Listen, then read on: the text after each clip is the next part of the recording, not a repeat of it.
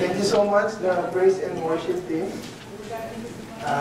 It's really inspiring. The prayers ko na talagang palakuin kayo ng Panginoon. Inspire yung pag-awit ninyo sa yung pag-instrument. So, yeah, tuloy tayo sa Panginoon. Tuloy nyo lang yan sa likod. Welcome to our Sunday worship service. And yeah, once again, we are thanking the Lord. Despite of this cold weather, He gathered us all here to worship Him and to praise Him. Right? If na nasa bahay kayo, nagpapahinga, nanonood ng TV, nandito kayong lahat. We are praising the Lord and serving the Lord. And of course, it's my task na hindi kayo i-bore ngayong hapon na ito. Diba? Sayang naman yung pinunta nyo dito kung mabobore nyo lang kayo. So again, it's the second Sunday of the month. It's November 9. Ilang weeks na lang. We'll celebrate Christmas. So i-ready nyo na yung mga attire ninyo, yung gold team daw. So yung mga gold ninyo, ilalat nyo na. Diba? So anyway, we're going back to our study. We are still continuing with our sermon series. Let me see if my PowerPoint is working. Yes, it's working. Yeah. So we are still on the series of our study in the book of Galatians. Pangilan na to? Do you remember? This is the 5th, right? Chapter 5. And we only have 6 chapters in the book of Galatians, so we're almost close to the ending part of the letter, right? And we're doing chapter 5, and after this one, last chapter, Galatians, and after this, it's the last one, right? So Galatians has 6 chapters in total, so we're almost there, right? And today we'll be focusing on the 5th chapter. We will be discussing a sermon entitled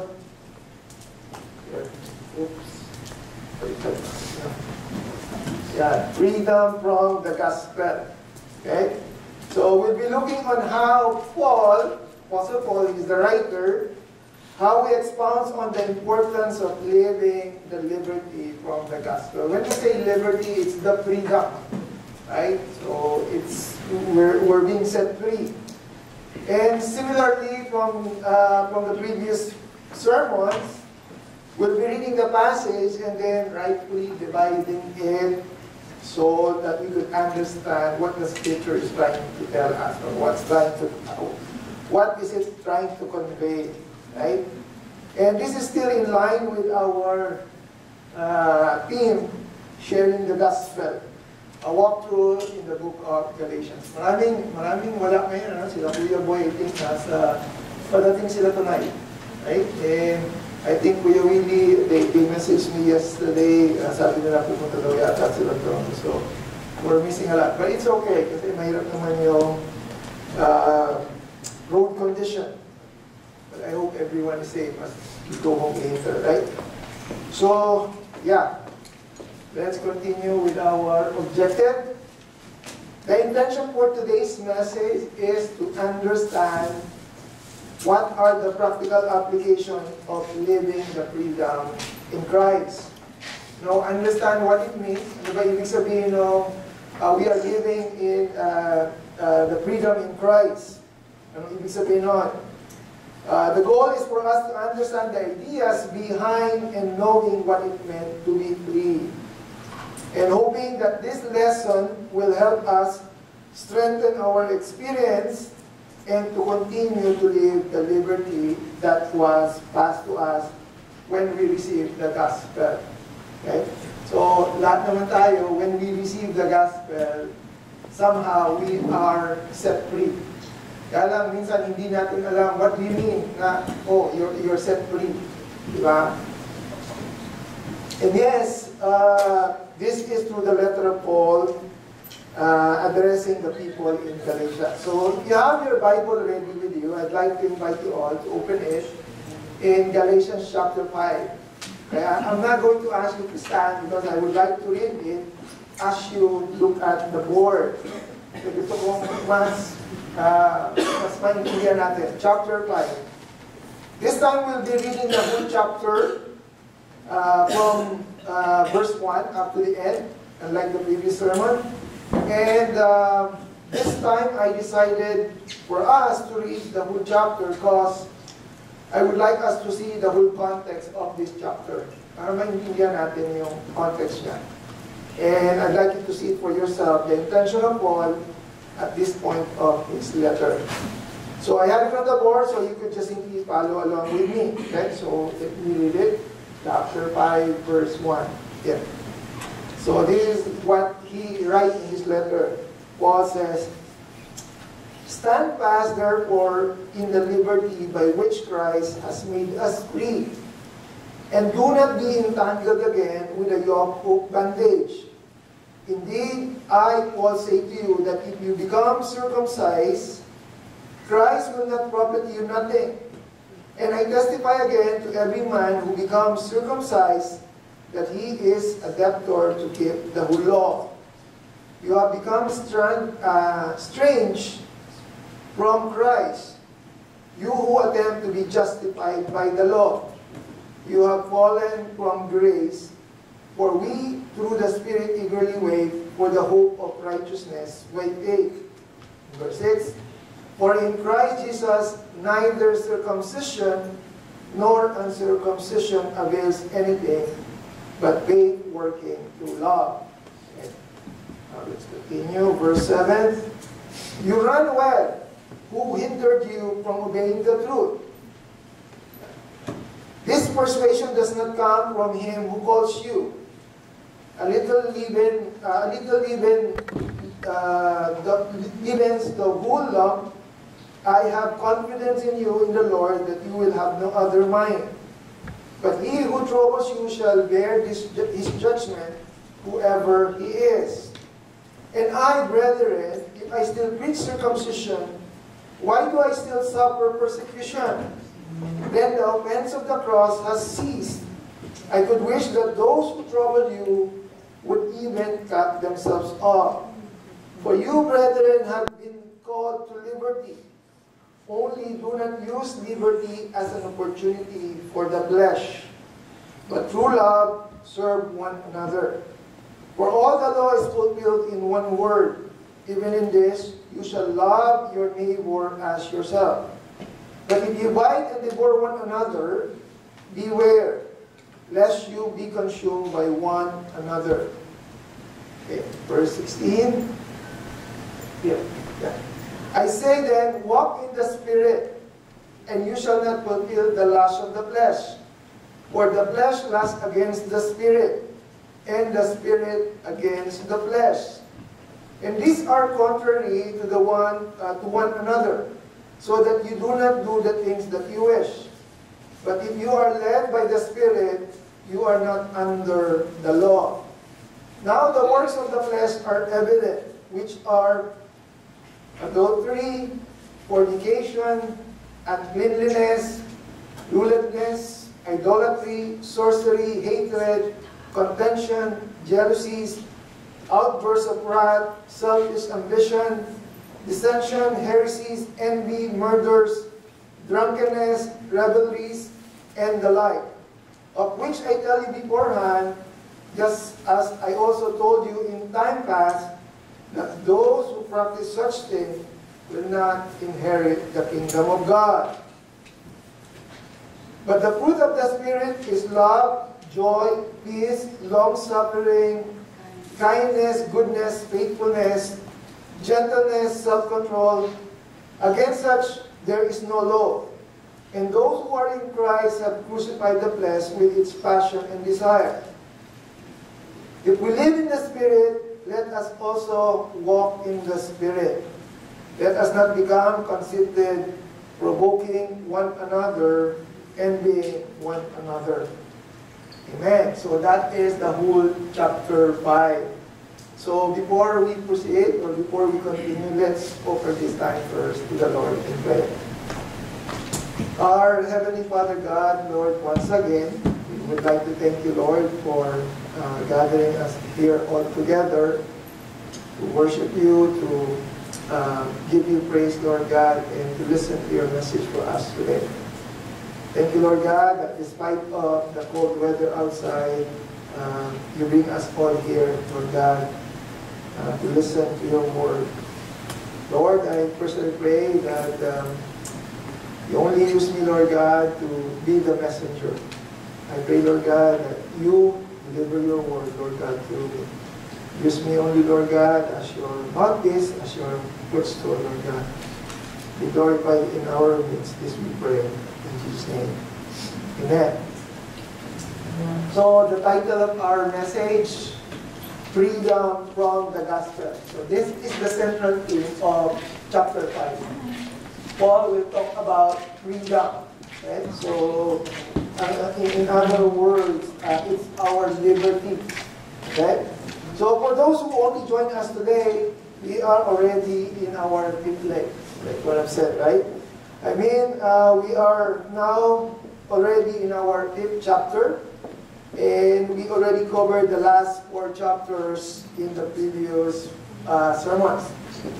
And actually, as previously mentioned last time, this is a circular letter from Paul to the region of Galatia, which consists of 6 chapters. So, isang chapter na lang, then we're almost done. And just to give you some background, most biblical scholars somehow classify or divide this letter into 3 sections, or 3 somehow they classified it into 3 divisions. 3 categorical sections. Actually, chapter 1 to chapter 2, they classified it as Paul's personal expression towards the gospel. Okay, I remember this is where we discussed Paul's defense of his authority and his definition of the true gospel. Remember, we covered that in chapter 1, right? Doon in-explain ni Paul yung kanyang authority and the true meaning of the gospel. And then in chapter 2, that was considered the first section. We enumerate the beautiful qualities of the gospel, right? I hope you still remember those qualities of the gospel. The first 2 chapters was considered the first section, which highlight Paul's personal expression of the gospel. Then in chapter 3 and chapter 4, this is what the biblical scholar classified as the doctrinal.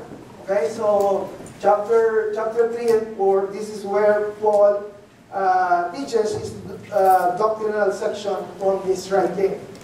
Okay, Galatians chapter 3 and chapter 4.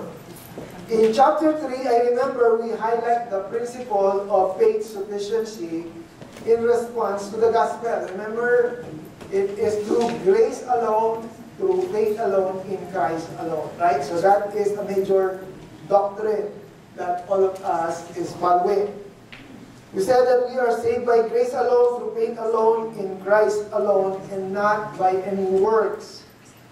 And with chapter 4, we see how Paul states some of the doctrinal defense against legalism, and how he contends the gospel, right?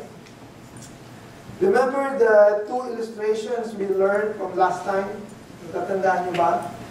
The first illustration is from the legal illustration. Remember the father and the son? Remember? And then the second illustration was regarding the what is that? The allegorical illustration from Abraham's wives, who is Sarah and Hagar, right? Remember? So where do we belong? Just a review. We belong in the 3 women from the lineage of who? Sarah. Okay, so present yung iba. Okay. I'm just simply giving you some background kasi sabi ko kanina, ayoko kayong mag-bore. Ang lamig-lamig na sa labas eh. So, again, that is where we left off last time. The illustration from Abraham's wives and son. In fact, that is where we end last time. We emphasized the idea that being in Christ, we became and considered under the lineage of the pre-woman, Sarah, Isaac's mother. And this is where we're going to continue in our sermon study today. And we are on the third section. So the first section, Paul's personal expression. Second section, chapter 3 and 4, doctrinal. And today, as we discuss chapter 5 and next time chapter 6, we will be focusing on the practical. Okay? So 6 chapter, 3 section. Okay? That was the context. And before we start, I just wanted to review again some short background about the people and the situation involved in this letter. Sino-sino ba yung involved? Okay, so technically it is the Galatians, Paul, and Judaizer. Okay? So, again, who are the Galatians? The Galatians themselves were an emotional and intense Celtic people. Ito yung pinanggalingan nila. This is where they came from. They belong to the Celtic people. I mentioned they were emotional and intense. In fact, Caesar said they are fickle in their resolves. Or meaning they are fickle in their will or intention. What do you mean by fickle? Ano sa Tagalog ng fickle? Yung fickle-minded. Mabago-bago ng isip, diba? So that's what it means. Right? You know, you keep on changing. Caesar said that they are not to be trusted because they are fickle in their intention or even in their will. Madali silang magbago ng isip. Ayaw kong sabihin na parang mga babae kasi baka pagkalit yung mga babae sa akin. Pero in general, right? Ganun daw eh, sabi nila na most of the women are fickle-minded. Do you agree? Hindi, no. Nagre-react sila eh. But to demonstrate this, during Paul's, Pastor, paano mo naman nasabi na fickle-minded yung mga Galatian people? Ipabago-bago sila. Well, I have some proof. Look at this. In Acts chapter 14. Okay, Acts chapter 14. If you're going to read Acts chapter 14, in the morning, they attempted to worship Paul and Barnabas. Kasi nagpagaling sila, right? And in the afternoon, they wanted to murder him. Ganon kabilis silang nag-change ng kanilang intention. Let me read that, Acts chapter 14. If you have your Bible, kindly open it so you will see. Kasi gusto kong makilala ninyo yung Galatian. I want you to learn who the Galatian people are. Nasabi sa verse 11 ng Acts chapter 14, look at this. When the crowd saw what Paul had done, pinagaling niya nga, they healed the woman, I think, or someone. They shouted in their local dialect, "These men are gods in human form." Verse 12, they decided that Barnabas was the Greek god of Zeus and that Paul was Hermes, since he was a chief speaker.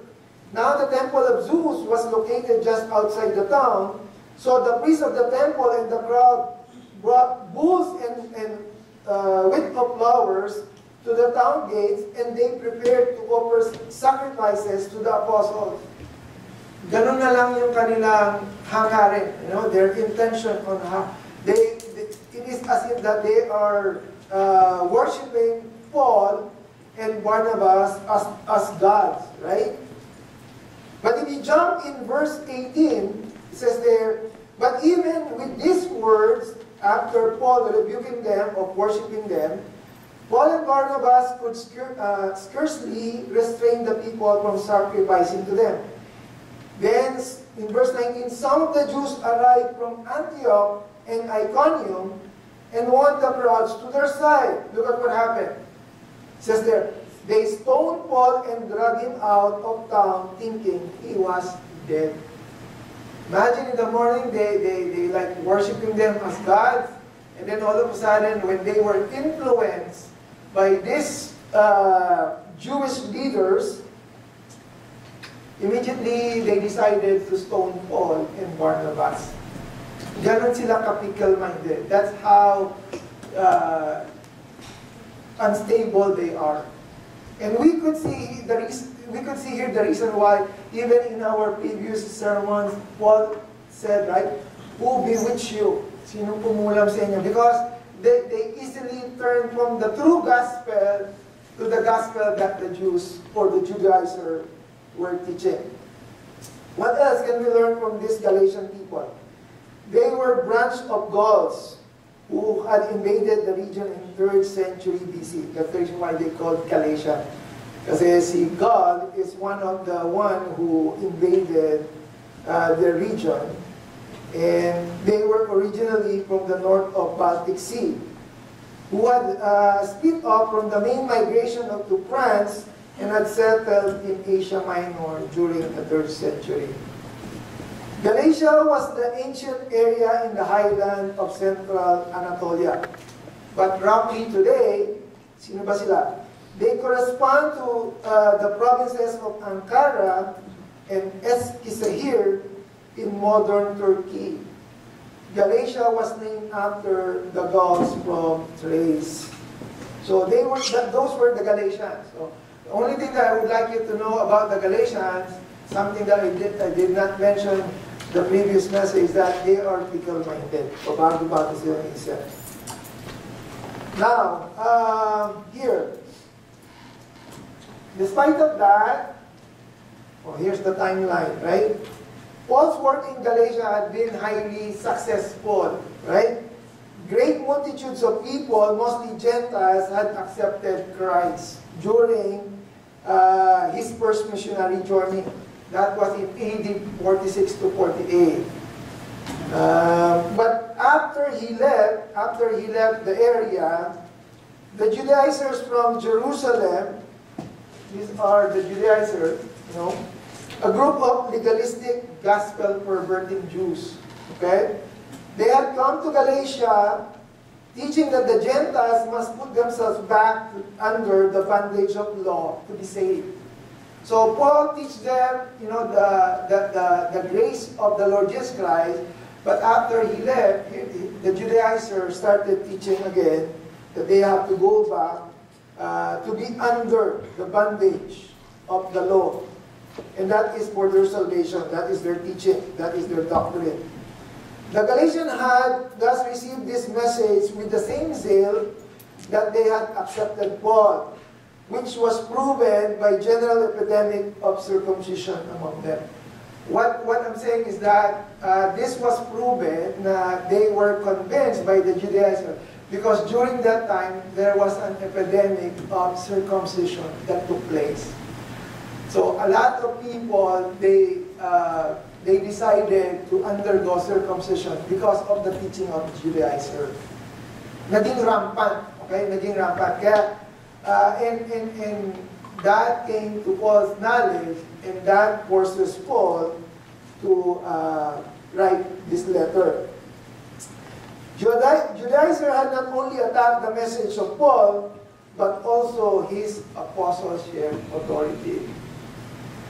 Sabi ko because of that, Paul decided to write this 6-long chapter.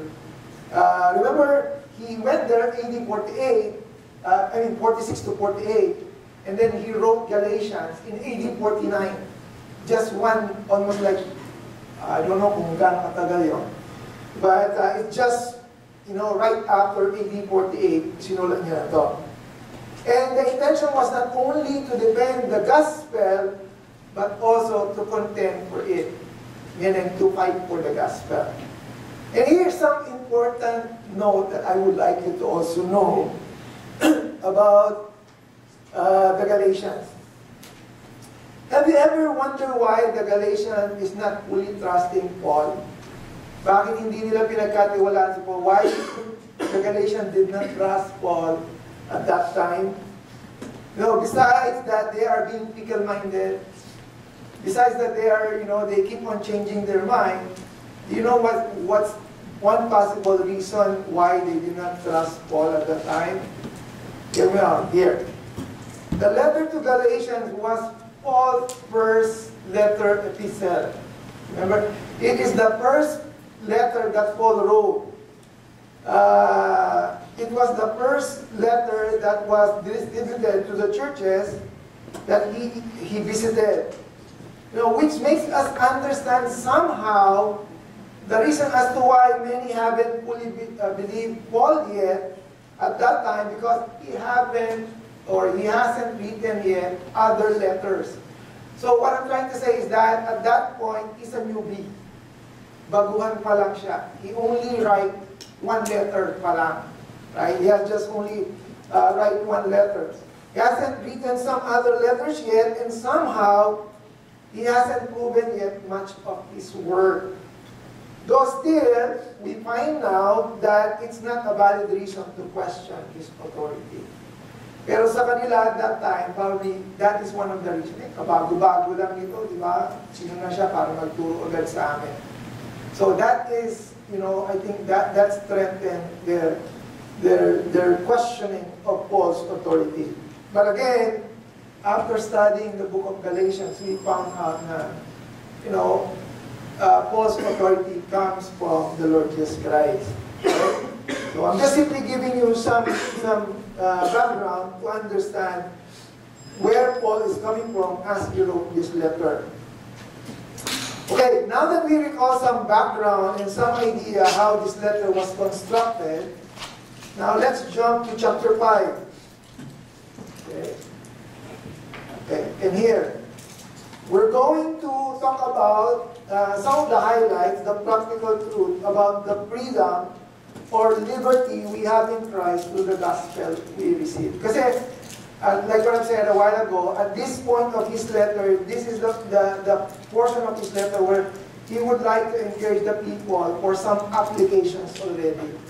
He just finished discussing some of the doctrine, and here, just like in our message, diba? Sa message natin, sometimes we discuss, at the end there is application and conclusion. So this is where he would like to draw that. He would like to discuss the practical truth about freedom and liberty. Okay? Just like what I've said, chapter 4, at the end of chapter 4, what did Paul say? You are all free, because you came from the lineage of Sarah. And this is just the continuation. Okay? Because Paul wants them to understand what it meant to be free. Right? Kasi marami sa atin, we are free, but we don't know what freedom is really all about. And this will serve as our main point for our sermon for today. We will try to answer two major questions that I will present today. Number one, let me see if I have it. Yeah, here. Why we need to live in liberty with Christ? Bakit nga ba? Why do we need to live in liberty with Christ? We will list down some of the reasons of living the liberty we have in Christ. And number two, these are the only 2 points that I'm going to discuss today.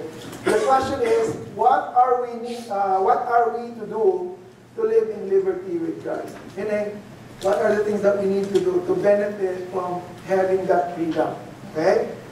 So those are the 2 things, the reason and the requirement in living in liberty with Christ. So let's start. Why do we need to live in liberty with Christ? Why is it important to understand and apply in our way of living? I guess the best way to understand or to answer that question, why we need or what important value living in freedom with Christ is by understanding what will happen if we don't live it. Minsan, sabi nga nila, in order for you to know the value of a person is when that person died. Pag wala na yung tao na yun. Doon mo nakikita. So, what I'm trying to say is to understand the positive value, let's underline the negative. Now, technically, we can always say, yes, it is good to live in liberty with Christ. What does it really mean? Do we really understand what effect it brings to our lives? So let's enumerate. Number 1, this is my first point. What will happen if we refuse to live in liberty? here.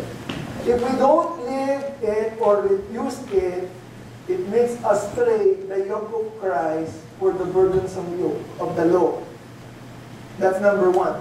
Where did you get that, Pastor Adel? Where did you come up with that idea? Here in verse 1.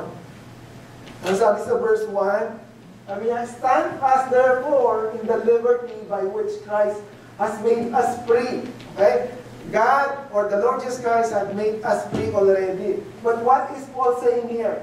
He says, do not be entangled again. Meaning, do not exchange the freedom that Christ has given you with what? With the yoke of bondage. Right? Ang sabi niya doon, do not. Right? Do not. Here. After Paul finished explaining to them in chapter 4 that they belong to the lineage of the free woman, he now then encouraged them or urged them to remain in that position. Meaning to say, ang sabi niya, di ba, stand fast. Look at that, right? That word. Mali. Dito pala. Yan, stand fast, right? Stand fast, sabi ni Paul. Stand fast meaning, it means take an extra effort to remain, right? To remain on the same place, to be still, unmovable, unshaken, firm of liberty which Christ has set us. Kasi remember what happened? They want to go back to the law. They want to go back to be under the bondage of the law. Remember, they're doing circumcision. And sabi ni, during the time when Paul is teaching them, he was teaching them the effect of grace already. But this time, they're going back. So Paul was saying, stand fast. It's like him saying, you already received the yoke of Christ, why exchange it with the yoke of bondage? Na-receive nyo na eh. Binigay na yung freedom eh. Why do you want to go back? That is what Paul is trying. He couldn't understand. But Pastor, what do you mean by yoke of Christ here? Remember Matthew 11:28, verse 30. Who is speaking here? The Lord Jesus Christ.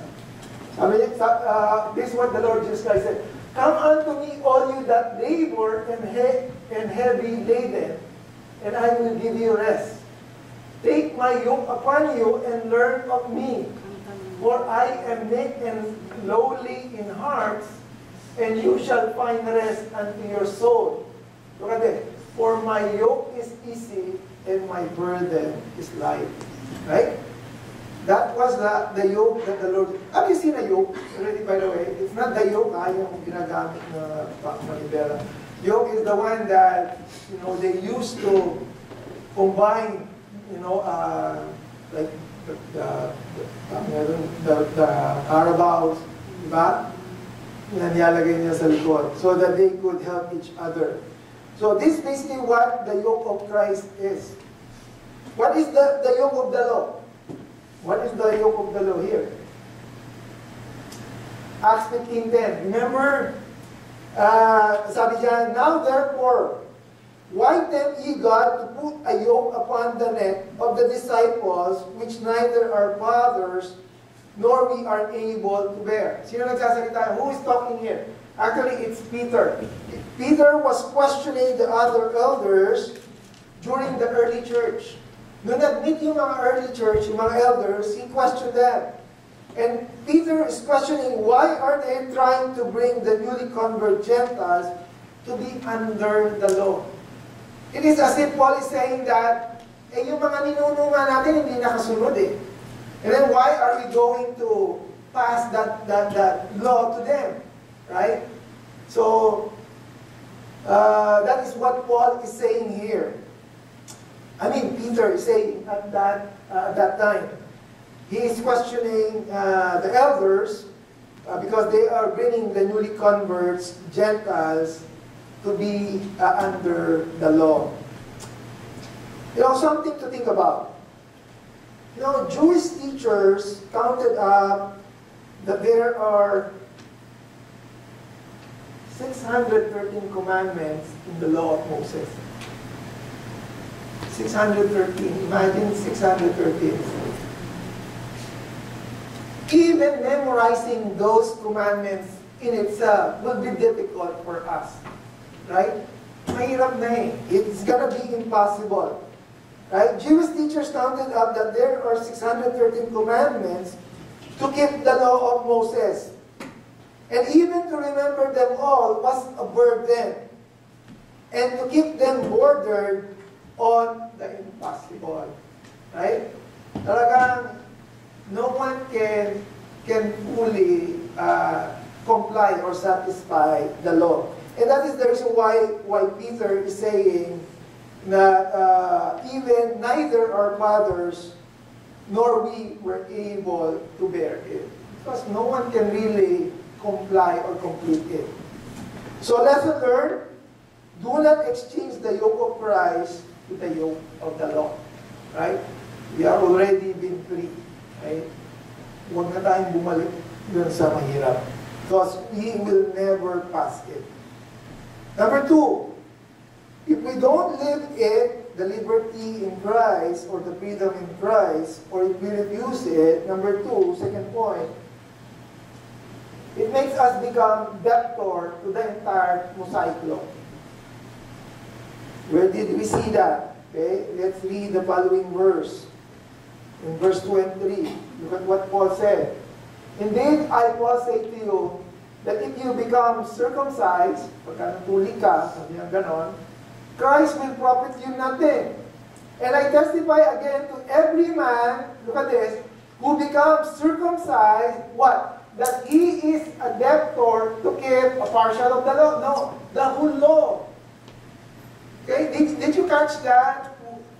Even during that time, if you follow if you submit yourself to one of the law, you are obligated to follow the whole law. Look at this. Where did we get that?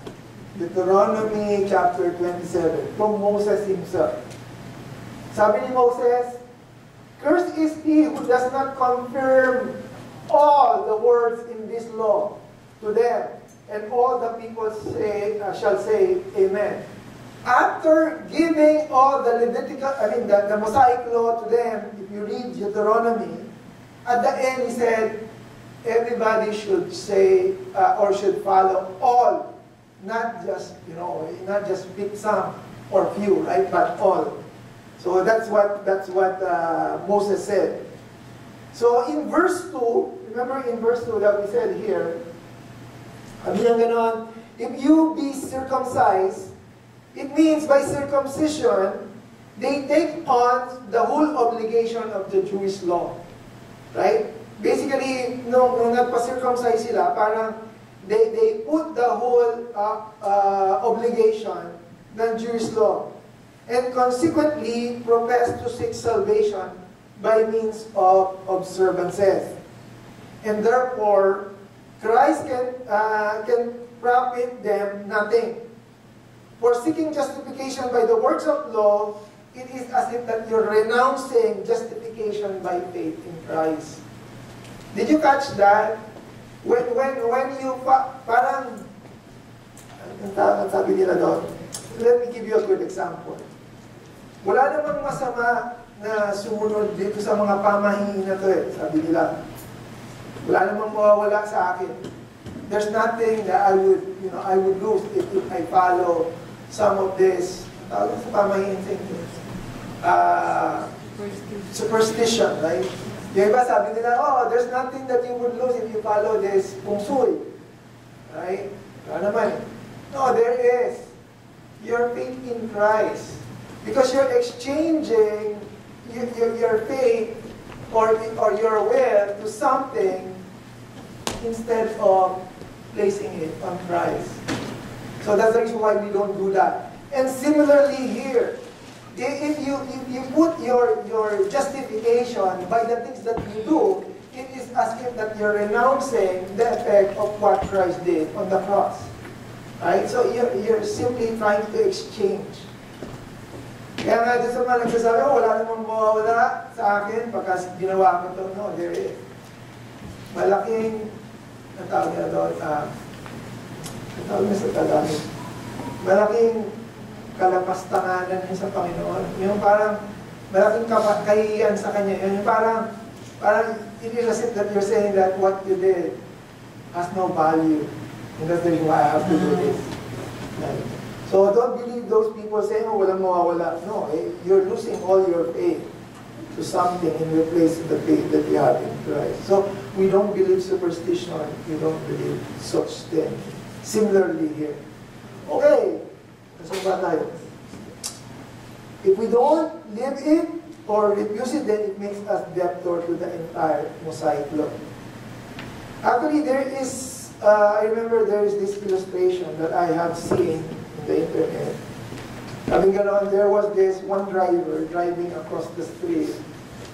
And then, unknowingly or deliberately, the driver passed the red light.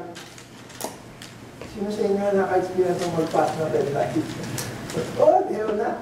Someone, and he was put over by the law enforcer. Tinawag siya. Halika dito, balo tani.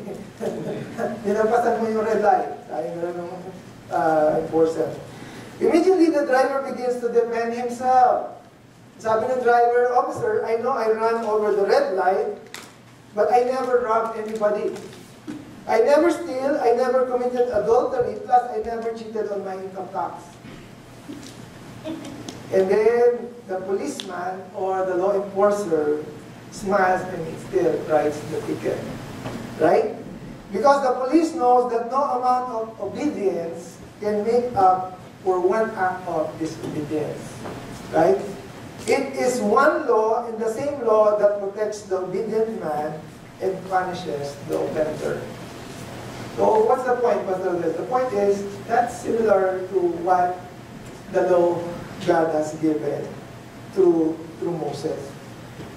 Even if we follow 100 out of 630, still, if you fail one, you still break the whole law, right? You will still need, to receive the consequence of that law. So, what's the point? The point is, if we refuse to live in liberty or the freedom, if we reject the freedom that Christ is given us, then we have to submit to the entire Mosaic law. We don't want to do that, right? So, good. At least we know, right? We are not under the Mosaic law. Third, if we don't if we don't live it or refuse it, it makes us fall from grace. Oh wow, fall from grace. Does it mean that I would be cut off from the Lord Jesus Christ? What does it mean? Kasi, some people, they use it all. See, you can still lose your salvation because sabi dyan, you could fall from grace. Where did you see that? Here, verse 5, verse 4 to 6. Sabi nga, let's read that. I mean, you have become estranged from Christ. Actually, this is the one that we are reading a while ago. And remember, some people misquote this. Right? I mean, you who attempt to be justified by the law, you have fallen from grace. You lose your salvation? Let us see. For we through the Spirit eagerly wait for the hope of righteousness by faith, for in Christ Jesus neither circumcision nor uncircumcision avails anything, but faith working through love. So, actually, when I was reading that, it kind of, I kind of tried to understand what does it mean that you will fall from grace, right? Does Paul mean that they would lose their salvation? No, I don't think so. Because yes, it's not, right? They cannot lose their salvation. Because in the book of Galatians itself, Paul refers to his readers as brethren 9 times. Okay? Chapter 1, verse 2, verse 11, chapter 3, verse 15, chapter 4, verse 12, and 31, chapter 5, verse 11, 13, and chapter 6, verse 1 and 18. He called them brethren. Oh, what do you mean? They will lose salvation. If they will lose their salvation, then he would not call them brethren that many times. Secondly, Paul called them children of God, chapter 3, verse 26. In chapter 4, verse 6, Paul addressed them as sons of God. And in chapter 4, verse 6, he also addressed them as heirs of God, tagapagmana. So, what do you mean then, Pastor Adel, they would fall from grace? What does it mean? Okay? The Greek word, if we go back to the Greek word of fallen, is ekpipto. You know meaning na? Actually, ni-research ko lang to. The Greek word has been translated fallen is ekpipto. And this is also found in Acts chapter 27, where it refers to a ship not under control. Remember when Paul, during that time, they were in a ship, and there is like something that needs to happen, right? So they have to cut off the rope so that it would be let loose, right? Because at that time the ship is out of control; it's fallen. And this is the same meaning here in Galatians, because that's the same statement that was used. Ekpipto. To put oneself back under the law means to deny the sweet and sure control of God's grace. Yun ang ibig sabihin nun. When you are fallen out of grace, it means that you are putting yourself out of control by God. But of course, that doesn't mean that you are already cut off from your salvation. Remember, when we submit ourselves to the Lord, we are already under His umbrella of protection. But if we decide to live under the law, it is as if that we were going out from that protection. In fact, Paul already stated here in chapter 2, verse 21, that it's tragically possible to prostrate the grace of God. And sabi niya, I do not set aside the grace of God, for its righteousness is through the law, then Christ died without a cause. Meaning to say, Paul is simply saying that it's possible naman talaga na yung grace of the Lord can make no effect on you. Kasi lumalabas ka dun sa sa protection niya. Right? So, again, what's the lesson here? If we don't live or refuse to live the liberty, it makes us fall from grace. Okay? That doesn't mean cut off from salvation, but wala kang protection. Right? You are out of control. Right? What else? If we don't live or refuse it, here, then it makes us lose our direction in the Christian race. Okay? Where did you find that? Here in verse 7 to 9. And 3. Sabi ganon. Sabi ni Paul, you run well, tumatakbo ka na, who hindered you from obeying the truth? This persuasion does not come from him. Let me translate. This persuasion does not come from the Lord, who calls you. And then he said, a little leaven leavens the whole lump. Okay? So, what does that statement mean? It means that when we subject ourselves again to the law, it is as if that we're putting ourselves lost in the Christian race. Remember, when we become Christians, we become partakers of the race, right? And the problem is, if we refuse to live, then we are losing our direction. Paul remembered that their good start in the faith, but at the same time, he knows that there is good. It's not about how we start, but rather how we finish and complete the race. Okay? Paul understands the difference between what is true and what is false. Okay? Between true and false teaching. Why? Because he knows and fully aware of the one true source. Look at verse 8. Sabi sa verse 8, this persuasion does not come from him. So alam niya, he knows what comes from the Lord Jesus Christ and what's not from the Lord Jesus Christ. Right? So, Paul gave them a warning in verse 9. Sabi daw niyo, a little leaven leavens the whole lump. What does it mean?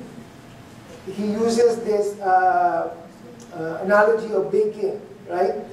Paul is like saying that the influence of legalism and other doctrines that diminishes Jesus and his teaching are like leaven in a lump of dough. A little bit will soon corrupt the whole lump. Yung, Judaizer, yung kanilang tinuturo is not 100% wrong. Because, remember, during our first sermon, I mentioned that the Judaizers were teaching that salvation is through Christ plus works, right? So, meaning to say, what I'm trying to say is that there are portions of their teaching that is true, which is the Lord Jesus Christ. But the problem is they are adding a little bit of, wrong teaching. And that is basically what Apostle Paul is saying here, that those small wrong teachings will even ruin the whole thing, right? So, I think it's similar to other sect or other religion that does teach, wrong teachings. No, all religions, they teach prayer. All religion teach kindness. All religion teach, doing good works. But the problem is, other religion teach wrong doctrines. Jesus Christ plus, which we don't believe, right? Right? So if we refuse or reject the freedom that Christ has offered, then we place ourselves in the losing end, right? We get distracted and get influenced by those small bits of Paul's teaching.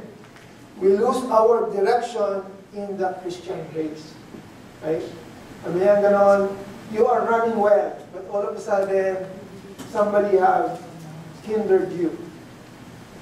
So, why is it important? Okay, so I'm done dun sa part na why is it important. Why is it important to live the glorious liberty in Christ? 4 things. Because if we don't, we become a slave, a debtor, uncontrollable, and a misguided runner. In summary. Now, let's move on to my last point. The requirements. What are we to do to live in liberty with Christ? Ano ba yung dapat natin gawin? We understand now that the importance, now what are the things we need to do? Actually, generally speaking, this will also be our application. Yan ay application natin. Generally speaking, there are 2 things that we have to do. Here. Walk and live with the Spirit. What are we need to do to live in liberty with Christ? Walk and live with the Spirit. Okay? Sabi naman, we have to live with the Spirit, meaning to remain in the Spirit. These are the things we have to work on ourselves. Things that we need to develop on our own. And walk in the Spirit means we have to move with the Spirit. These are the things that we do for others. Okay? But how do we do this specifically? Kasi it's so generic. Right? What do you mean, Pastor, the walk and live? Right? It's so generic. Actually, Apostle Paul gave us some specific here. And I have 4 short ones na lang. 2 pages na lang ako. Number 1, how do we do this? How do we walk and live with the Spirit? Using chapter 5. Here, number 1, Stand firm and do not be entangled to bondage. Right? Yan naman yung first na sinabi niya. Stand fast, diba? And do not be entangled again. But in verse 10, he also mentioned this. I have confidence in you, in the Lord, that you will have no other mind. Meaning to say that you will be fixed, focused. Right? Ganun, actually, when I was reading this, I was kind of a bit confused because I remember when Paul wrote this letter, he was so mad. He was upset with the Galatians. But at the same time, you say, I am confident with you guys. So he is basically trying to remove the confrontation part. Despite of his ill feelings toward them, he still wants to encourage them. Okay? Sabi ganon, I have confidence in you in the Lord that you will have no other mind. Meaning that you will be fixed.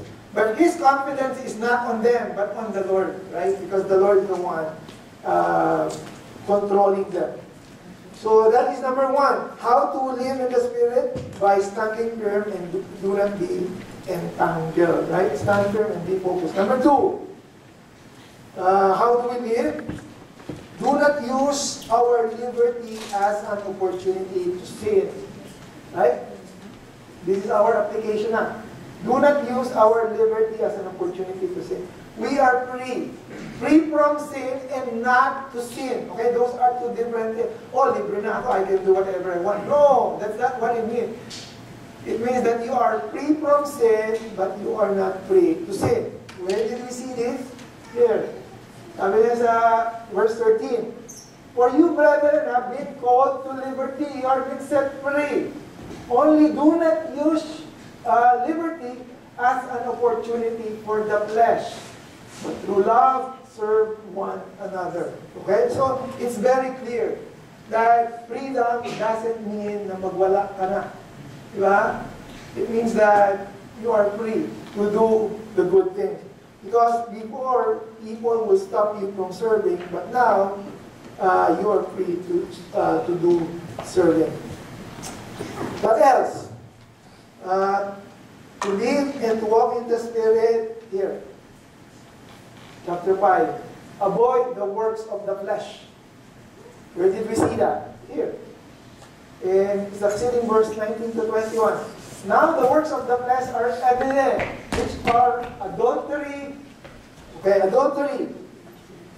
What does adultery mean? Sexual sins between married couples. Okay? That is adultery. What else? Fornication. What does it mean? Sexual sin between unmarried people. Okay? So there is adultery, fornication, uncleanliness, meaning impurity. Okay? Lasciviousness. What does it mean? Sensuality, lustfulness, and unrestrained sensual or sexual desire. Yun ang meaning ng lasciviousness. So, meaning, yung palang mga nagpa-party-party na masyadong malaswa, that's work of the flesh, right? Idolatry, worship of idols, witchcraft. In Greek, it means pharmakeia, which can also refer sorcery and all drugs. Okay? Pati yung drugs. Okay? That is considered as pharmakeia, witchcraft. Hatred, variances. Variances, Greek is Eris, referring to God of strife, palaaway. Emulation, rivalry, jealousy, that's the meaning. Wrath. Wrath is temper or outburst of anger. Strife, faction, sedition, division, heresies, envying, coveting, murder, unlawful killing, drunkenness, rendered helpless by strong drink. Sino bang ininom? Inom ka ba ng araw? Nung araw, ngayon hindi na. Reveling. Well, what is reveling? Nakita niyo ba yung reveling? Revelries. This is the meaning of reveling. I checked this from Thesaurus or from dictionary. Reveling, carousing, orgies, wild, excessive, and boisterous festivities characterized by indulgence in sensual pleasure, drunkenness, and immoral behavior. Yung pala ibig sabihin ng reveling. Yung mga, I guess you understand, yung mga malalaswa has something to do with sensuality and those kind of things, lustfulness. So these are the works of the flesh. And how do we live and walk in the Spirit if we try to avoid these things, right? It's self-explanatory naman, right? Again, these are the practical application from Paul. And lastly, okay, to live and to walk in the Spirit, this is from the last verse, live with the Spirit. Okay? Verse, where did we find that? Verse 22 to the last verse. Sabi doon, but the fruit of the Spirit is love, joy, peace, long-suffering, kindness, goodness, faithfulness, gentleness, self-control. And look at this. Against such, there is no law. Walang batas dyan. Miski sumobra ka, gawin mo magmahal. Of course, yung true meaning true meaning ng love. O, mahal ko. It doesn't mean you will love multiple women, right? That doesn't mean. That's not the true meaning, right? So, the true meaning is, this is what Paul is saying, that there's no law in such of those things. And those who are Christ have crucified the flesh with its passion and desires. Look at this, and this is what I was saying. If we live in the Spirit, let us also walk in the Spirit. Let us not become conceited, provoking one another, envying one another. Okay, so yun yung last point natin. We have to yield in the Spirit. Have you noticed something there? Doon sa fruit of the Spirit, everything is positive except for one. Did you see? Everything is positive except for one. What is that? Long-suffering. Tama, sabi niya, long-suffering. Yung iba masarap eh. Diba? It's nice to love. You know, it's joy, peace, kindness, goodness, faithfulness, gentleness, self-control. Those are positive. But long-suffering, who wants to do long-suffering? Right? No one. But why is it there? The reason is because you cannot love without long-suffering. You cannot do the rest without sacrifice. Right? And that's the reason why it's there. Okay? But anyway, like what I said, this is the practical portion of his letter.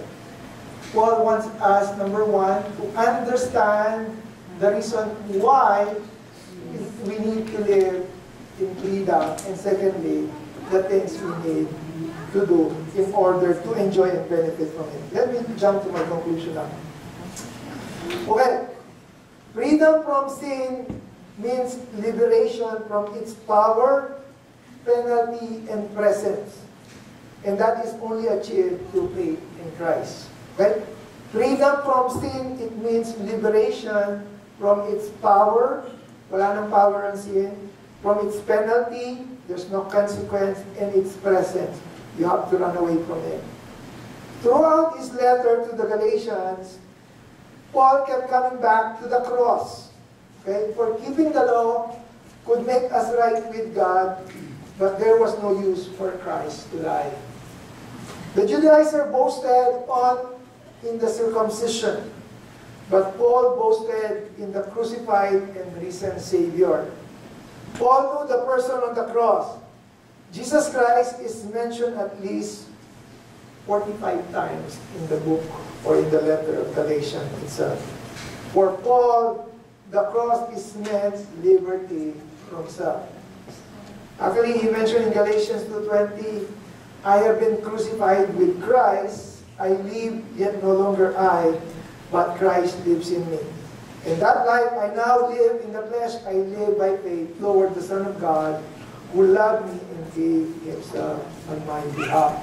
It's either you are in bondage with sin, or we are in bondage with Christ.